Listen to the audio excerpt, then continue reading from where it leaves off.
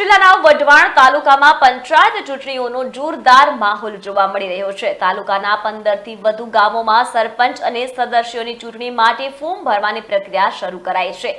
આ ચૂંટણીઓમાં 8 ગામોમાં સરપંચ અને 86 વોર્ડ સદસ્યો માટે મતદાન યોજાવાનું છે। હજુ સુધી પ્રાપ્ત વિગતો મુજબ 3 ગામો સમરસ થવાની શક્યતા છે, તેમજ 30 જેટલા વોર્ડ સદસ્યો બિનહરીફ થવાની શક્યતા પણ જણાઈ રહી છે। બલદાણા, વડોદ, ટીંબા, રામપરા, નગરા, બાળા અને દેદાદરા જેવા ગામોમાં ચૂંટણી જાહેરાત થવાની ગ્રામજનોમાં ઉત્સાહ જાગી રહ્યો છે। ઉમેદવારો વઢવાણ જનસેવા કેન્દ્ર ખાતે ફોર્મ ભરવા માટે ઉમટી રહ્યા છે, જેના કારણે અહીં ભારે ભીડ જોવા મળી રહી છે।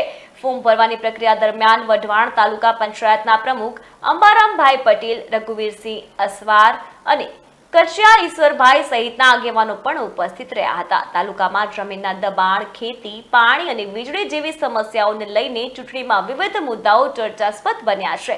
ફોર્મ ભરવાની અંતિમ તારીખ 9 જૂન છે, ત્યારે સમરસ થનારા ગામો અને બિનહરીફ સદસ્યોની સાચી તસવીર પણ સ્પષ્ટ થશે।